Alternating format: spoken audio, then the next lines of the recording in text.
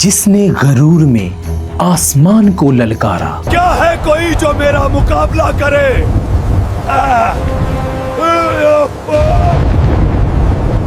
جو خود کو خدا کہنے لگا. میں تمہارا خدا ہوں. لیکن آخر کار ایک چھوٹی سی مکھی نے اسے مار دیا.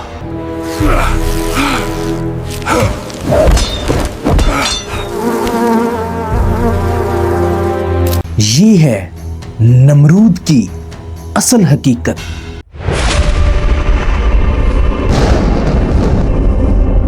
نمرود پرانے زمانے کا ایک بادشاہ تھا جو عراق کے علاقے بابل میں پیدا ہوا. پیدائشی امیر، طاقتور اور سب سے بڑھ کر بہت بڑا ظالم.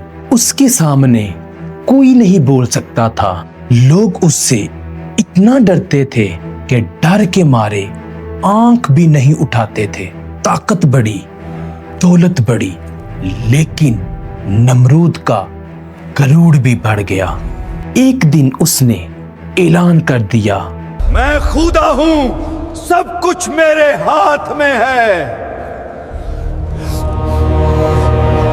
اس کے آگے کسی کی ہمت نہیں تھی. لیکن خدا نے اسے جواب دینے کے لیے ایک نوجوان نبی کو چن لیا. حضرت ابراہیم علیہ السلام نمرود کے سامنے کھڑے ہوئے اور یہ کہا، میرا رب زندہ کرتا ہے اور مارتا ہے. نمرود ہنسا اور دو قیدی بلائے. ایک کو چھوڑ دیا اور دوسرے کو قتل کر دیا اور کہا، دیکھ لیا، میں بھی زندہ اور مردہ کر سکتا ہوں. لیکن پھر حضرت ابراہیم علیہ السلام نے ایسا جواب دیا جسے سن کر نمرود کا پورا دربار خاموش ہو گیا. اگر تو سچا ہے تو سورج کو مغرب سے نکال. نمرود لاجواب اور بس دیکھتا رہ گیا. نمرود کا غرور ٹوٹ گیا لیکن ضد نہ گئی. اس نے کہا، ابراہیم کو آگ میں ڈال دو.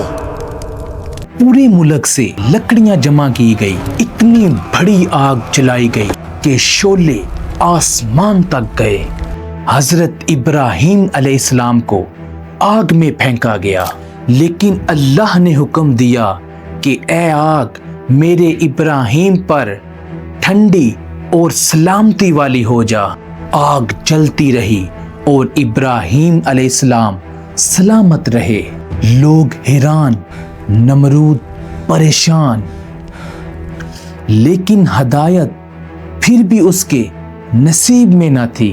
نمرود نے ایک اور احمقانہ حرکت کی. اس نے لمبے لمبے تیر بنوائے اور آسمان کی طرف چلائے.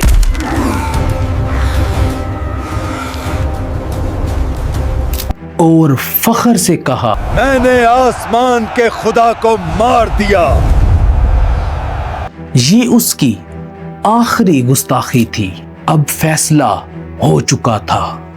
اللہ نے اس ظالم کے لیے نہ فوج بھیجی،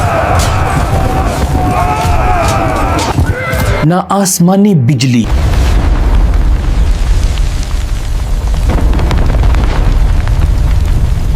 نہ زمین پھٹ.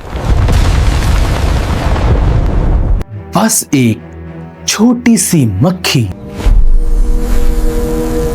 مکھی اس کے ناک میں گھس گئی اور دماغ تک پہنچ گئی. نمرود پاگلوں کی طرح چیخنے لگا اور اپنے نوکروں سے کہنے لگا، میرے سر پہ ہتھوڑے مارو. کئی سالوں تک یہی عذاب چلتا رہا اور آخر کار نمرود ذلت کے ساتھ مر گیا. یہ کہانی یاد رکھو، دنیا کا کوئی بھی انسان جتنا بھی طاقتور ہو جائے، اگر وہ خدا بننے کی کوشش کرے گا تو اس کا انجام نمرود جیسا ہوگا.